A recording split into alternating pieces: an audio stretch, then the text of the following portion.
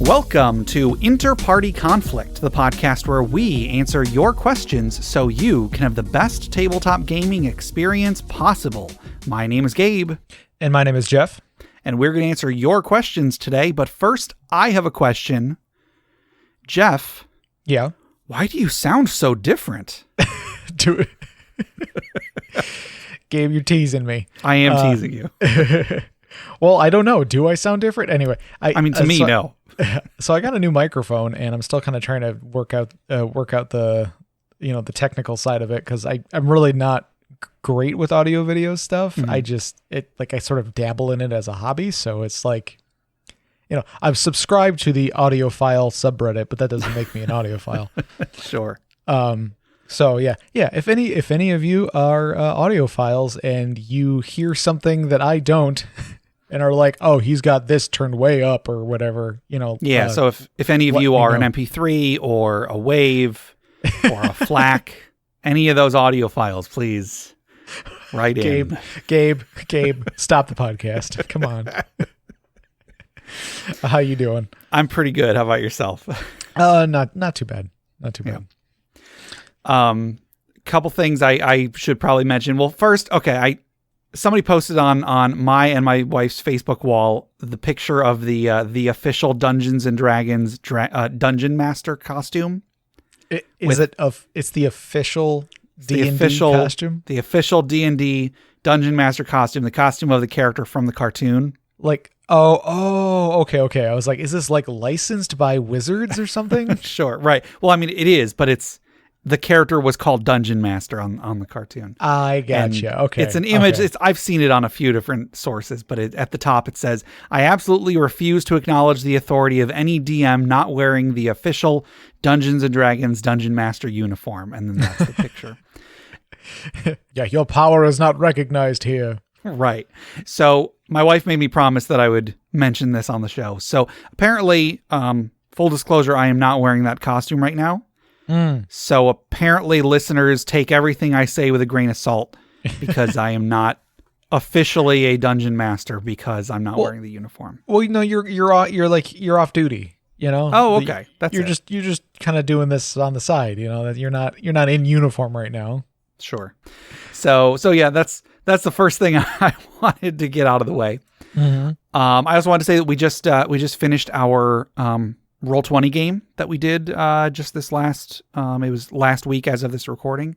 Mm-hmm. I think it's been 7 months worth of sessions we've been playing in this Eberron game, and it ended pretty well. Cool. There may be a story for a particular pyre later on in the episode. Oh no. Involving that. And it's in a good way, I think. Okay. So that was a lot of fun.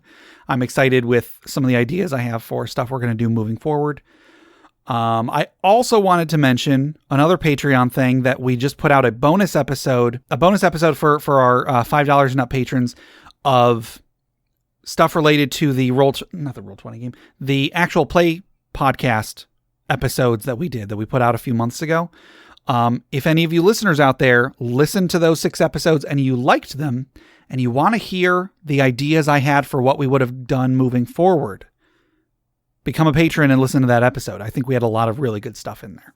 Mm-hmm. In fact, I had so much fun recording that episode that when I went to work the next day, I went and I re-listened to the actual play.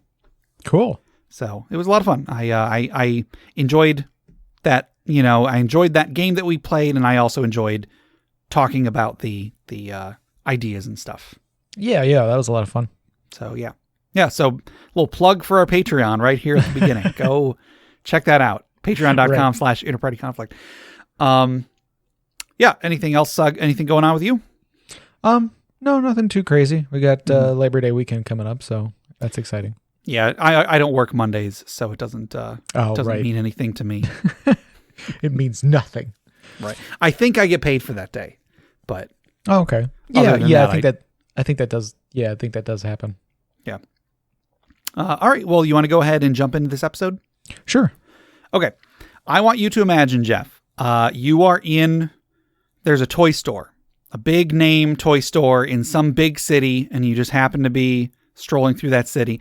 Maybe you just got aged 30 years overnight. Who knows? You're walking around this toy store, and this toy store, I should mention, the name of the toy store is it's D&D Schwartz is the name of the store. Uh-huh.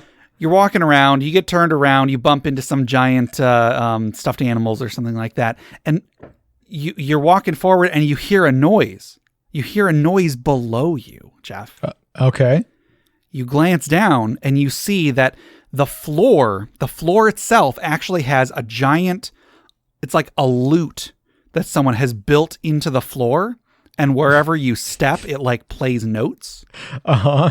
And when you realize this, you look over and you see that there is another individual who is also discovering this lute on the floor. Right. And, this individual's fairly large, he's got, bluish scales. He's wearing a suit. He's played by Robert Loggia. Right. Robert Loggia, And of course.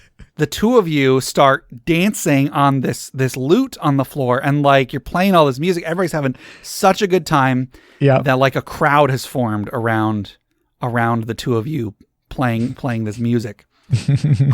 And in fact, everybody loves it so much that they, I don't know, give you a bunch of money or something. And do you know where the other gentleman, he recommends you put all of that money, Jeff? Where should I put it? You should put it in the Dragon's Hoard.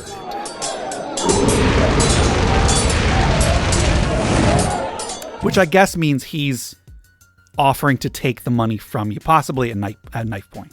Oh, okay. Who knows? Anyway. No, I was going to go spend all that money at the fortune teller sure. thing. Trying to get turned back into a kid. Yeah, yep. Yeah, this was a big day for you. So today's magic item was submitted by FAM. I'll just say FAM on Discord. And the magic item is the Hand of Heart and Soul. The magical traits of races have been a very interesting topic among wizards, but the wizard Caliban found a way to take those traits for himself. The Hand of Heart and Soul is a rare magic item. It is a skeletal hand grasping the blue soul of a sprite that casts a dim light around it. After an hour of attunement, you gain the racial bonuses of a sprite. And I'm not sure if they're talking about like ability score bonuses, but it does definitely give you these two abilities that sprites have, and they are as follows. First, Heart Sight. You may touch a creature and magically know that creature's current emotional state. If the target fails a DC 14 Charisma saving throw, you also know that creature's alignment. Celestials, fiends, and undead automatically fail the saving throw. Cool. And then the other ability is Invisibility. You can magically turn invisible until you attack, cast a spell, or until concentration ends. Any equipment you carry or wear is also invisible. You can cast this as many times equal to your charisma modifier, minimum of 1 per long rest. No one has tried to release the soul of the sprite, but the blessing of the traits is better than the curse from a vengeful spirit. So yeah, that's this item. It pretty much just when you attune to it, you get these two abilities. That being said, the two abilities are not bad. Yeah, they're pretty good. Yeah. So Heart Sight is kind of neat. It's like it says in here, it's an ability that sprites have, and it lets you know someone's emotional state and their alignment if they fail a save. It's one of the few 5th edition mechanics that actually involves alignment, I think. That's true. Yeah. Yeah, there's not a lot. Yeah, so it strikes me as a little weird, not that the item is weird, just that like, oh yeah, this monster can tell your alignment. Mhm. Because why not? Yeah. And I mean, like, because in 5th edition, that's not like as important to know someone's alignment, but I feel like knowing somebody's emotional state, that could be very helpful. Oh yeah, I'd say that's much more helpful. Like I feel like that's really powerful, and that's really cool, and that's just like they don't get a save against that. Yeah, like as long as you can touch them, you can know their emotional state, and it's like, oh, they're nervous or they're angry or whatever. It's like, oh, okay, I get it. Yeah. And then the invisibility is nothing to sneeze at, I suppose. Of course, the sprite creature can do this at will. That would be a little powerful for a magic item to let you do that. But I mean, I'm sure the Ring of Invisibility probably does probably does that. But yeah, so you can also turn invisible, a number of times per day. That's pretty cool. Mm-hmm.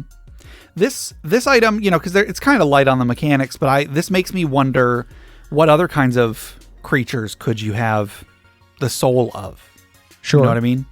Yeah, I always like the idea of making a bunch of magic items that give you abilities that monsters have, because there's a lot of stuff that monsters and creatures and stuff like you can't get as a player normally. So yeah, you have the soul of another creature and gain their abilities. Sure. What if you had the hand of brain and tentacle? Just or be able to eat people's brains? Sure. Or the hand of eyeball and eyeball? Oh. Sure. But it doesn't let you shoot eye rays or anything. It just lets you float. Yeah, okay. You just become naturally buoyant. Yeah, you could just levitate at will. That'd be cool. Yeah. So yeah, I think this is a neat item. It's pretty simple, but it does what it does, and that's pretty cool. I like the theming of it. I like that it's the physical soul of a creature trapped in this, in this skeletal hand. Yeah. It's pretty cool. I like it. I think just the right amount of work was put into the theming, the mechanics, and everything. I think it's pretty cool. Yeah, I like it. Yep. So that'll do it for the Dragon's Hoard today. Once again, that was the Hand of Heart and Soul submitted by FAM on Discord. So, Jeff, if anybody else wanted to submit magic items for the Dragon's Hoard, or questions for us to discuss, or stories for the funeral pyre or retirement village, how would they get those to us? They could send us an email at interpartyconflict@gmail.com, or they can join us on our Interparty Discord at bit.ly/interpartydiscord. That's correct. And before we go any further, we do have a giveaway to give away today. We are still giving away a copy of Unearthed Tips and Tricks Volume 1 for just a little bit longer. So Unearthed Tips and Tricks Volume 1 is a collection of character concepts, encounter concepts, monster variants, magic items, player tips, and DM tips, all from the Crit Academy podcast. It's a great collection of stuff. It's good for players. It's good for DMs. So much content in there that anybody can use to make their game better, make their character better, and so on. So, Jeff, who is our winner of this great product today? Ooh, today's winner is Alistar the Minotaur. Whoa, winner. Gobble, gobble, gobble. Yes, congratulations, Alistar the Minotaur. He was actually, he was in the Roll20 game that we just did. He just became a patron recently. Yeah, so, cool.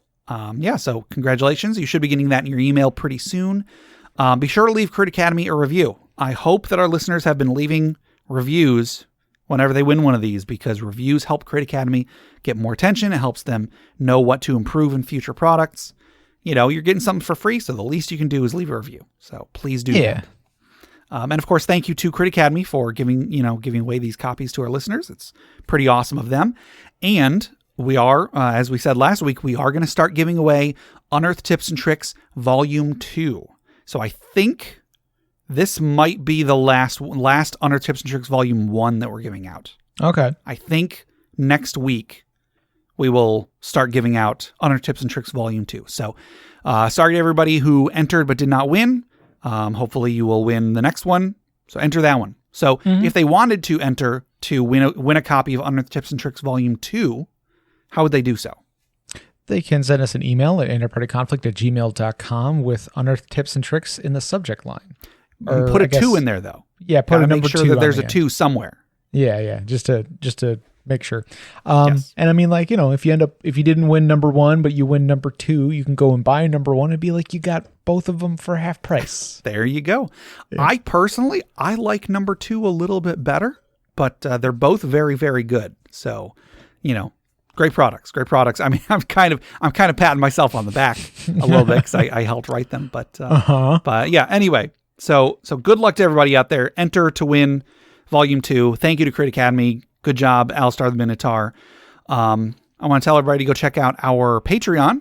As I mentioned earlier, we've got some different reward tiers on there. Patreon's an online platform. You can pledge to donate a certain amount of money per month to the creator of your choice. And if you donate to us, we've got on the lowest tier, we've got outtakes. We've got fantasy fiction that I've written. On the next tier up, we've got a monthly bonus podcast. Like I said, we just put out a bonus episode of stuff about our actual play that we did last year that came out just a few months ago. Also on the top tier, we've got a monthly Roll20 game, and we'll be doing a game in September. And then I'm trying to think of whether I want to do something special for October or not. So stay tuned. Stay tuned for that. So if you want to check that out, you can go to patreon.com/InterPartyConflict. You can check out the reward tiers and see if anything appeals to you. And if you want to help out the show and get some cool stuff in return, then go check that out. Then one more quick thing, check out the other podcasts on the Crit Nation Fellowship. Crit Academy is a great podcast where they make new and reusable content for players and DMs alike. So go check them out. They're the creators of Unearthed Tips and Tricks. Also, check out Brute Force and Ignorance. I believe they're still on hiatus at the moment, but they should be coming back, any week now. And then they're an actual play podcast, I should say. And then also check out D&D Character Lab, where Garen and Dan made characters every week and pitted them against each other to debate whose characters were better. So check out all those. Got some great podcasts on this network here. Enough of that. Let's get into some questions, Jeff. Okay, our first question comes from the Beverage Tea on Discord, and they ask, when you think of D&D, what exactly do you think of? A specific edition, a pre-written adventure, TSR, Wizards of the Coast, all of the above, or something else?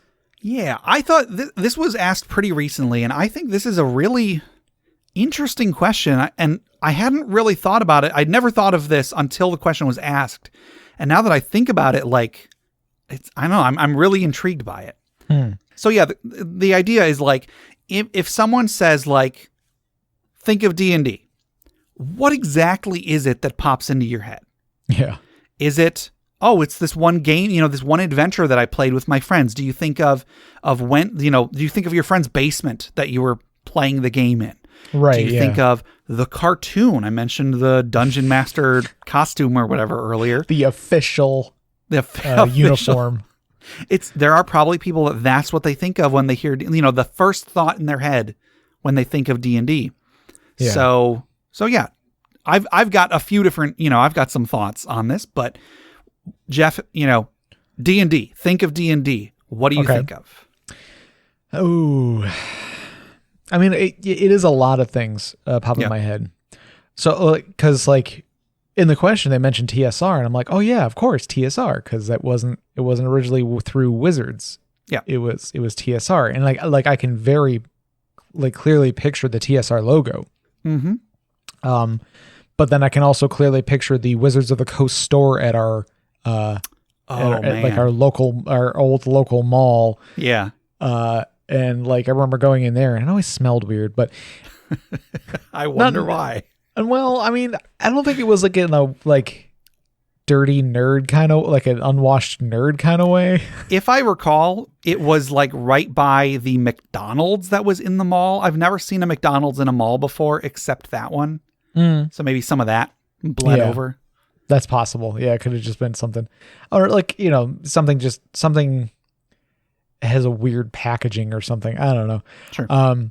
So yeah, so I can think of both of those companies when I think of D&D, and then I also think of specific adventures, but I have several that I think of. I think of the Age of Worms campaign. I think of the Eberron campaign. I think of the adventure that the first adventure that Steve ran me through in 2nd edition. Mm-hmm. I can think of the first book I bought, which is a 3rd edition book. I can think of all the 3.5 books that between you and Jay had. Sure. So a lot of things come to mind when somebody says the word, the words or the letters D&D. Yeah. So yeah, it's hard to lock down what exactly it is. Yeah. Yeah. I feel like it might be me and Steve sitting in my parents' old living room with the pre-made character sheets. Sure. And with me trying to figure out how THAC0 worked or something. Yeah. So it might be it. That might be the strongest memory just because it's the first one. Yeah. And so I'm always anytime I think about D&D, that one comes up the most because it's happened the longest time ago, I guess. Sure. I would have to say it's kind of weird for me because when I think of D&D, I feel like the memories that I have aren't of games that I've actually played. Sure. When I think of D&D, the first thing that comes to mind is like a very, very old school, I want to say 2nd edition D&D, even though I never played 2nd edition D&D. Mm-hmm. It's possible that maybe what I am imagining is the computer game that I played. My first introduction to like actual D&D, or at least anything that was like official D&D, was the Curse of the Azure Bonds computer game, right? Which was based on 2nd edition, and I played a lot of that, but I never played actual D&D. But I think the imagery, you know, on like the title screen, the imagery in the whatever book we had, the situations you encounter in the game, going through a sewer, fighting dragons in a forest, that sort of stuff. I think that's what I think of when I think of the words D&D, which is weird because that was such a small portion of my life playing that game. But you know, when you were talking about it just now, I started thinking of other things, and I think when I think of like playing D&D, then I start to think of still not nothing current, but like I think of playing D&D in Chris's dining room. Dang. When I first met Chris, we played at this other guy's apartment, and then when he moved out of town, we would start playing at Chris's house. And then like Jay started playing with us. It was like me and Jay and Chris and Melissa and then Nick, and we would sit around this table in Chris's dining room. And I feel like that's what my mind immediately goes to when I think of playing D&D. So I think of, you know, sitting around. I also, when you mentioned character sheets, I think of the official character sheets that I got when I first started playing. We got the ones that were class specific. So they like had some of the class information filled in automatically, and we would print them off at Kinko's. So I think of that. I think of, you know, filling out those sheets. I think of sitting with Jay and talking about the D&D ideas that we had. Mm-hmm. It's all like very early stuff. Like when I think of the game itself, it's squarely 2nd edition. It's, you know, the old artwork. It's like, not even so there's the TSR logo. I definitely am familiar with that, but there was this one particular red dragon that showed up on all sorts of TSR stuff. Yeah. It might have even been 1st edition. I don't know, but there was like this one picture of the dragon like coming towards the camera, so to speak. And like, I think that's a very iconic image in my head of like when I think of D&D. But then, you know, playing D&D, it's playing D&D at Chris's house, possibly 3rd edition mixed in there, but I don't really think of the game. I think of playing the game with my friends in this specific place. Yeah. Yeah, it is a lot of just like, places and memories and stuff, not necessarily the game itself. Yeah. Yeah, like major points in my, you know, relationship to D&D, like there's the first time I played with Steve, and then there was the first time I played with you and Jay. It was in like Jay's mom's upstairs, like the upstairs in her house, like when it was getting redone or whatever. So it's just this big empty room. Yeah, we're just sitting on the carpet. Yeah, we were just sitting on the floor. And then of course the many times we played in Jay's basement. I'm looking back at the question, and one of the parts was like, do you think of like pre-written adventures? And I very distinctly do not think of pre-written adventures. When I do think of like the actual, you know, content of D&D, again, it's old school stuff, but like specifically, I think my mind goes to stories I heard from Chris. Yeah. And I'll just say, hey, if you've never listened to the show before and you have no clue who Chris is, we had him as a guest maybe 100 episodes ago or something like that, and he was one of the first DMs that I had. He wasn't the first. I had several DMs before him, but like he was a DM and he was a player that we played with that taught me a lot of what I know about D&D. Like a lot of my D&D DNA comes from Chris, and I haven't talked to him much in a while, but you know, I still talk to him occasionally, and he's been a great source of information and such. But anyway, he would tell all of these stories about like when he was playing the game in the early days, and I remember there was a story he told me about how like he was giving examples of how dungeon design and encounter design, like it was the Wild West. Anything went back then. And there would be stuff in dungeons that made no sense. You would come to a room where you'd come to like a door that had been sealed for thousands of years. And you could even see like, yeah, there's like a wax seal or plaster seal around the door. It's never been broken. You open the door and there's a troll inside, alive and well. It runs out and attacks you. It doesn't thank you for freeing it from this prison it's been stuck in for thousands of years. It just immediately attacks you. And I love little stories like that. And I love the idea that this was a time, whether this is accurate or not, who knows, but there was a time before people started thinking about, does this make sense? Does this even need to make sense? And it was more about like, well, there's this monster and I want the players to fight this monster. Yeah. And so they would just throw the monster into whatever dungeon feature made sense. I'm sure there were people even at the beginning that put a lot of thought into making their adventures and such, but when I think of D&D, I distinctly do not think of that. Yeah, I can see a time where it's just like, okay, I want to be in a dungeon. Sure. Okay, we're in a dungeon. Okay, I want to fight this. I want to fight I don't even, I'm trying to think of like what wouldn't live in a dungeon. I want to fight a giant eagle in a dungeon. Like, sure, that works. Sure.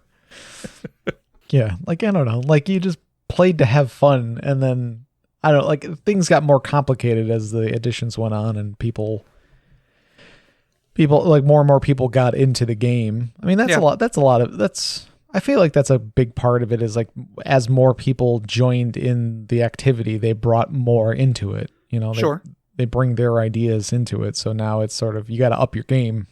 Yeah. And not only that, but like the hardcore players had, however many more years of experience with it. So of course things are going to evolve both in the new players and in the old players. There is, speaking of Tom Hanks, actually, there's a movie that he was in called Mazes and Monsters. Okay. Are you familiar with it? No, I don't think I am. Okay. I know I'm familiar with it. I feel like it's come up, maybe not on the show. I know I brought it up when I did that presentation at the library about D&D a long time ago. First off, it's a terrible movie. It's terrible propaganda. And if you're going to watch it, should only be as a curiosity, not because it holds any actual value. But it's a very dramatized version of the story of, what's his name? Dallas Egbert III, I think his name was, the guy that sparked a lot of like the D&D controversy in the 80s when like he committed suicide and his mom hired an investigator that somehow determined that it was because his D&D character died or something like that. Okay. Anyway, I mean, so that's not true. Just for anybody who's not familiar with that, it was not true. He was a troubled person and there were far bigger problems in his life than D&D. D&D was just kind of something that everybody latched onto because they didn't want to face the actual problems that led to a young man's suicide. Anyway, his mother wrote some book about her son and the reasons she thought that he committed suicide, whatever. But it was eventually made into a movie that Tom Hanks starred in. Oh, yeah, okay. And so again, it's very dramatized. It's about like this group of college students that meet up and then they start playing D&D together. And then eventually the game isn't real enough. So they go and they start doing live action role playing in this cave near them. And then one of them takes the game too far and he starts having he can't discern reality from fantasy. And he basically becomes his character and so on. And it's a terrible movie, but another little aspect of what I think of when I think of D&D, because again, it's all old school and this movie is from, 85 or something. But I remember at the beginning of this movie when these characters are first meeting and they meet the group of college students that have already been playing D&D, or Mazes and Monsters is what they call it. They meet Tom Hanks. They find out that he used to play, and they're like, "Oh, you play? What level is your character?" And he's like, "Oh, I've got a level 7 paladin." They're like, "Whoa, awesome!" And that's another little aspect of like old school D&D that I think, to me at least, I've become way too jaded for. If someone said to me, yeah, man, I've got a level 7 paladin or whatever, let's say that I've got a level 15 paladin, whatever, I wouldn't be impressed because I know the game well enough to know that, I mean, I could make a level 15 paladin right now. The implication, I think, like what they're trying to say is I've played the game long enough to get to level 15 with the same character. Right, and that's also a thing that has changed. I think D&D is a lot less deadly than it used to be. So, and also it's a lot faster leveling than it used to be. Yeah. So maybe 20 years ago, it might take you years to get to level 15. Nowadays, it doesn't. Right. I feel like less people follow the very strict rules of experience points like you used to. Like now there's more options. Like, you know, they specifically say like, oh, you can do milestones instead. So I feel like more people do that kind of thing anyway. And that's not, neither approach is wrong. You know, I'm not trying to say that you should or shouldn't be able to level up fast. It's just that like when I hear something like that in my mind, my first thought is like, I know all of the mechanics behind that, so it is inherently less impressive to me. I would never say to someone, Psh, I can make a little 15 character right now. I would never do that. That's not, I understand the enthusiasm is what they're trying to get out there, and I always appreciate the enthusiasm.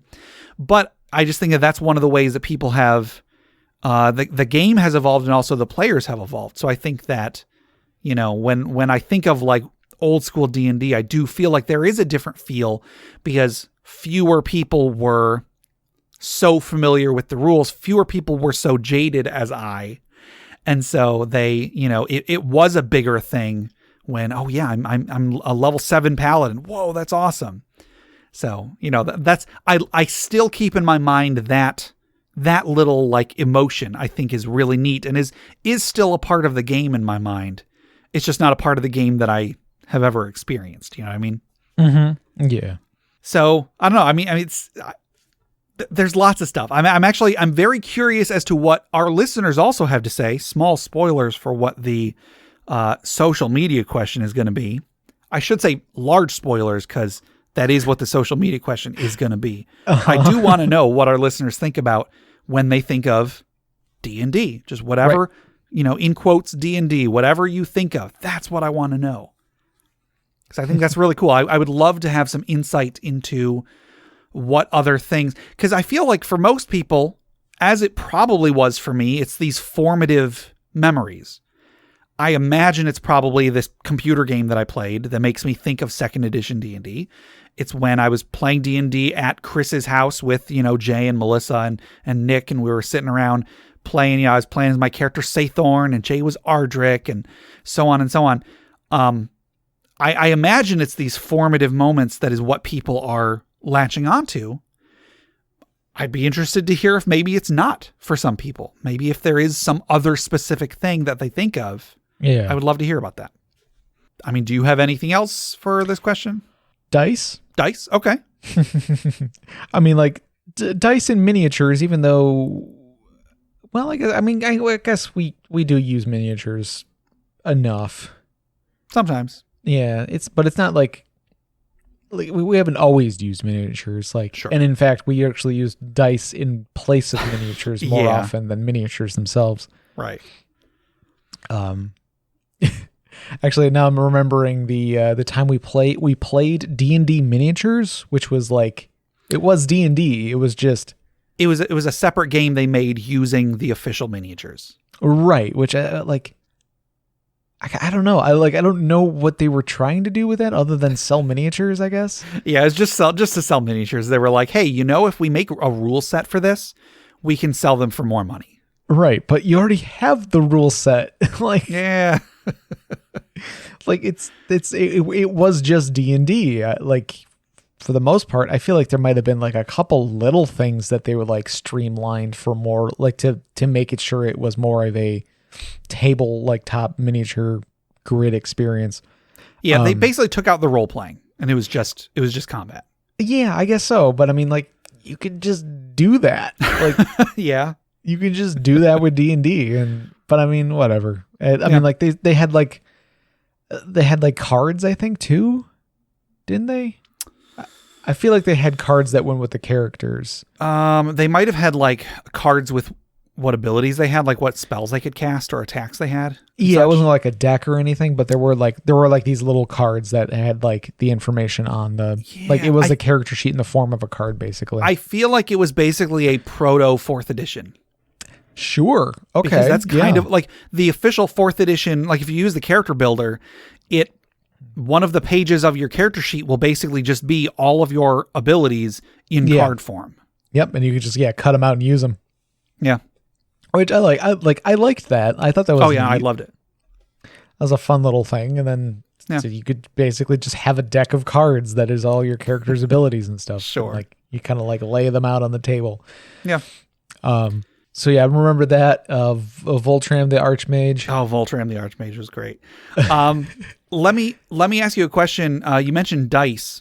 Mm-hmm. When you think of your dice, is there a particular set of dice that you think of? Yeah, I got them right here. Okay. Which set are they? It is white lettering. Mm-hmm. It is green with black speckles. Okay. Cool. Or is it black with green speckles? Hold on. Nope, green with black speckles. Okay. But yeah, I feel like that's the dice I always have on my desk, or at least I try to always have on my desk. Sure. I lost them for a while, but I found them recently. Yeah. I feel like when I think of my dice, going back with just what I think of when I think of D&D, part of that is I think of the particular set of dice that I got from the Wizards of the Coast store. Mm-hmm. They had for $1. They had an orange D20, a yellow D12, a green D10, a blue D8, a red D6, and a black D4. Right. So, that was the that was like the standard set.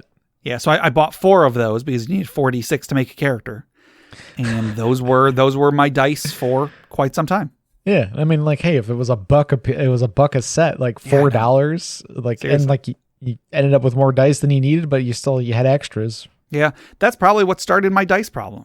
Because I have so many dice. That's why we use miniatures. Is because you bought 4 sets to get the 4d6 when like a 6-sided dice is like one of the more common things you can find. You make a good point.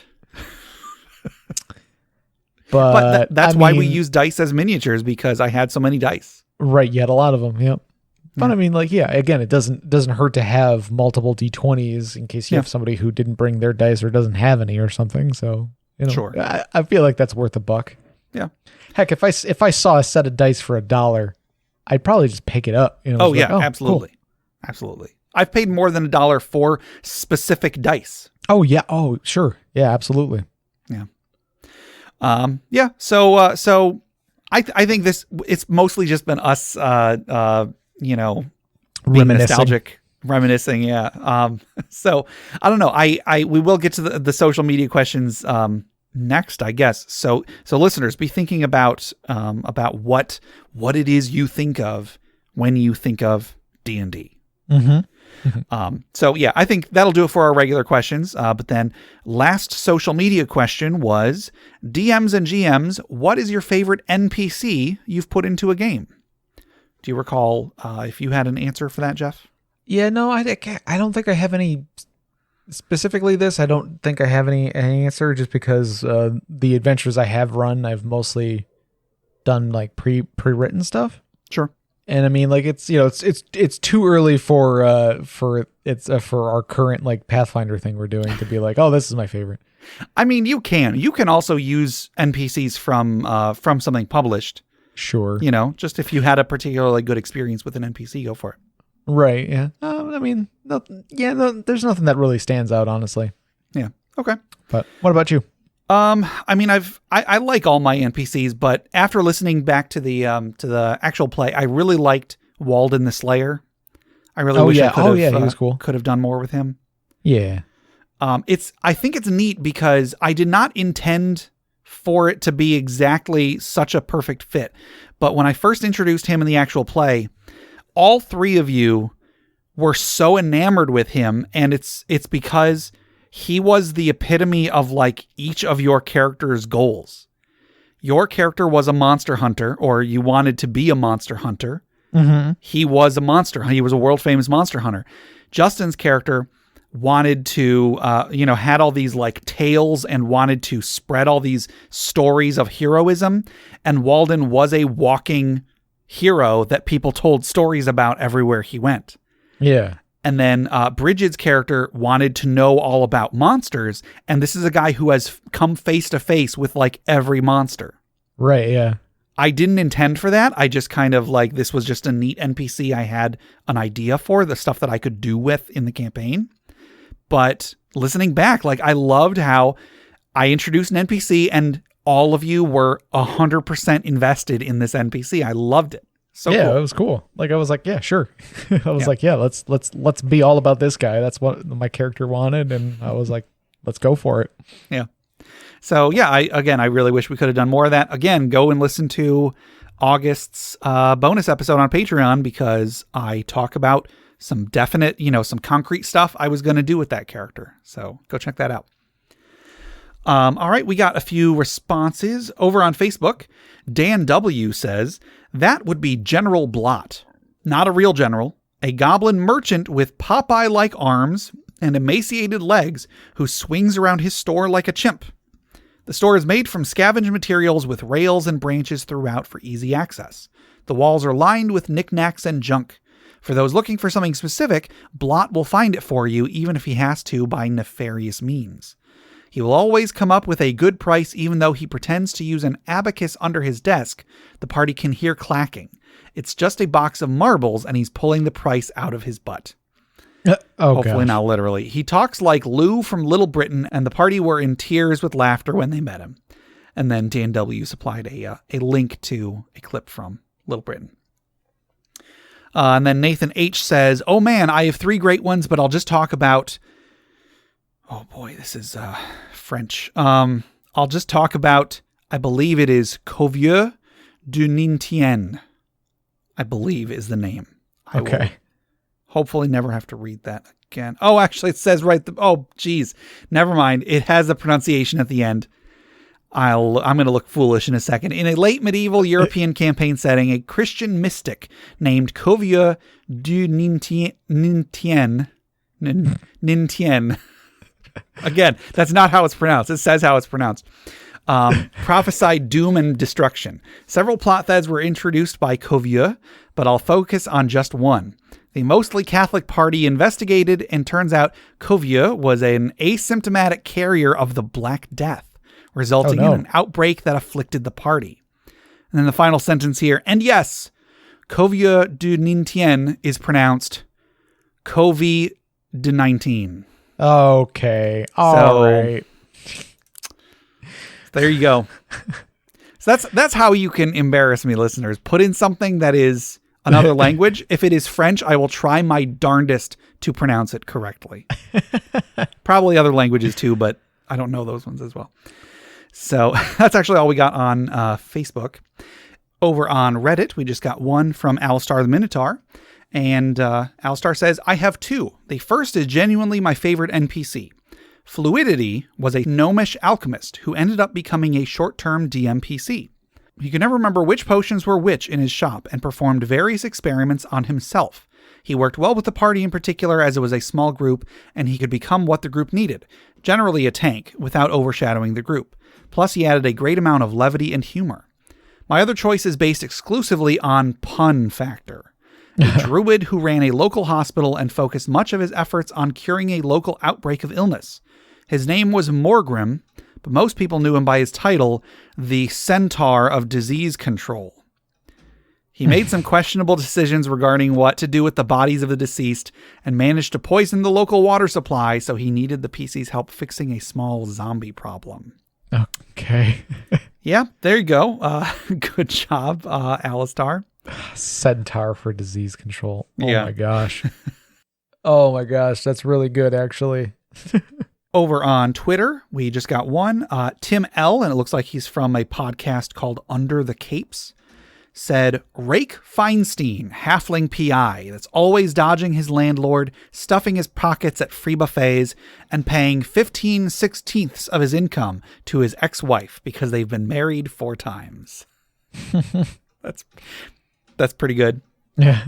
over on Discord, we got a few, and we actually have a few from when we did the opposite, when we did like from the players. Mm-hmm. Yeah. E. Thompson 03 says, I never encountered him, but I used him as a DM. Garg the Ogre with Moonslicer. My crew loved him. He helped them find their way when they got a little lost, and my reaction to their questions got legitimate laughs. So for anybody not familiar, Garg and Moonslicer was the name of, it was a story prompt that somebody posted to like r/RPG or something on Reddit a long time ago. Somebody wrote a story. The prompt was, what happens if a chaotic evil ogre encounters like a lawful good intelligent sword that begins trying to forces its will upon the ogre to start doing good.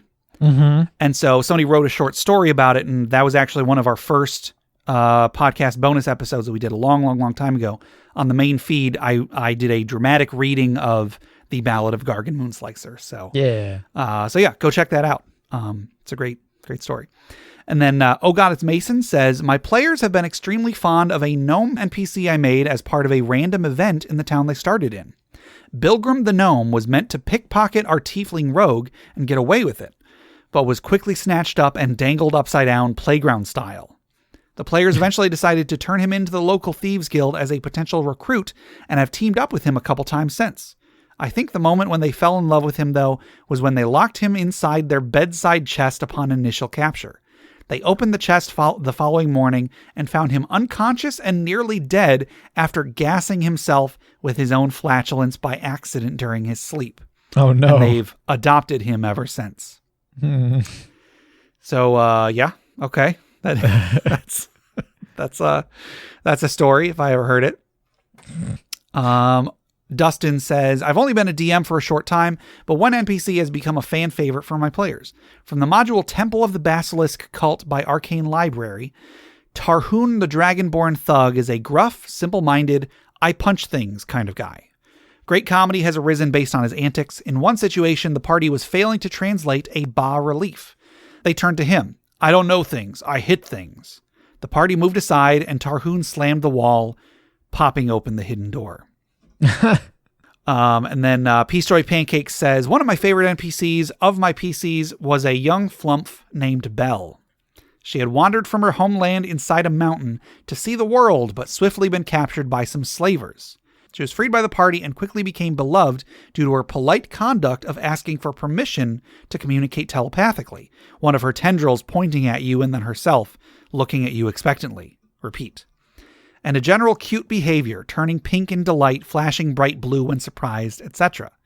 She also helped them with some valuable information to find a long-since vanished temple, so that couldn't have hurt.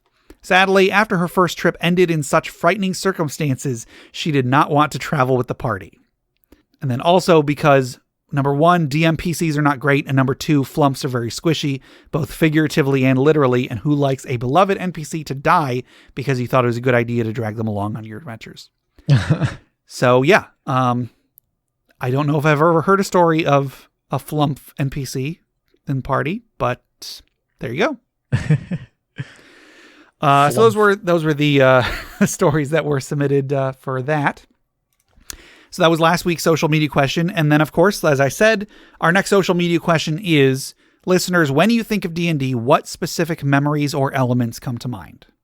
So define that however you want. Just try to, the first thing that comes to your mind, what do you think of when you think of D&D? I was about to answer that question, but I thought, well, wait, we just talked about that. A little bit, yeah. All right.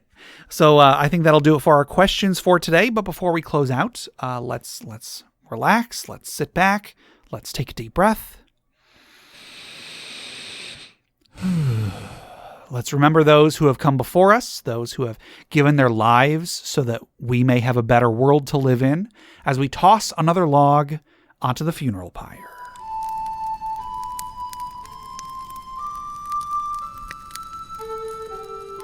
Today's funeral pyre story was submitted by StiltskinKupo84 on Discord. And this is the story of the ending of the Roll20 game that we just finished. It's a little long, but I think we'll give it a pass this time. Sure. It was late in the night, and 2 of the players had to leave the Roll20 session, but Optimus and Guggenheim adventured on toward a loosely scheduled campaign end. We commandeered a nearby Warforged Colossus and piloted it just well enough to mow down a squadron of enemy soldiers and bash our way into the Metral City Foundry. Inside the Master Forge chamber, we found the Lich, Lady Ilmarrow, dressed in the Optimus Maximus armor and her right-hand man at her side. The schema that served as both our campaign MacGuffin and time travel device was installed into the circuit board of the Master Forge, and she was obviously attempting some magical spell of huge proportions. "The 4 of you will bathe in the blood of Val," she screamed in anger. Optimus stepped forward.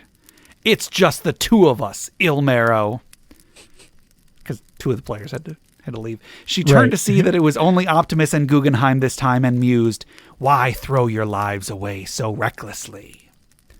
"That's a question you should ask yourself, Ilmarrow," Optimus retorted, pulling a shiny black key fob out of his manifold.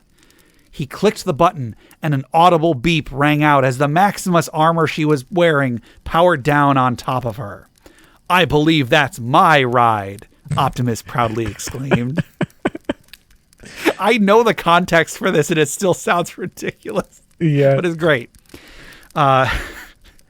Guggenheim cast heat metal to burn the Lich inside the armor as the 2 dispatched her bodyguard with haste. When he fell, Lady Ilmarrow burst free of the burning armor, flying on magical wings in front of the schema, cackling, "You insects will never be able to stop my plans." "Nobody's really disabled as long as he has courage," Optimus replied, running over to his Maximus armor as Guggenheim shot his force cannon into the air. Unfortunately, the shot hit the schema, triggering a chain reaction that only grew as Lady Ilmarrow continued showering lightning bolts down on Optimus, who was powering up the Maximus armor from within. The schema reached a critical point of overload, absorbing all the electricity and force energy of the spells going off around it. Optimus and Guggenheim in that moment both realized what they had to do.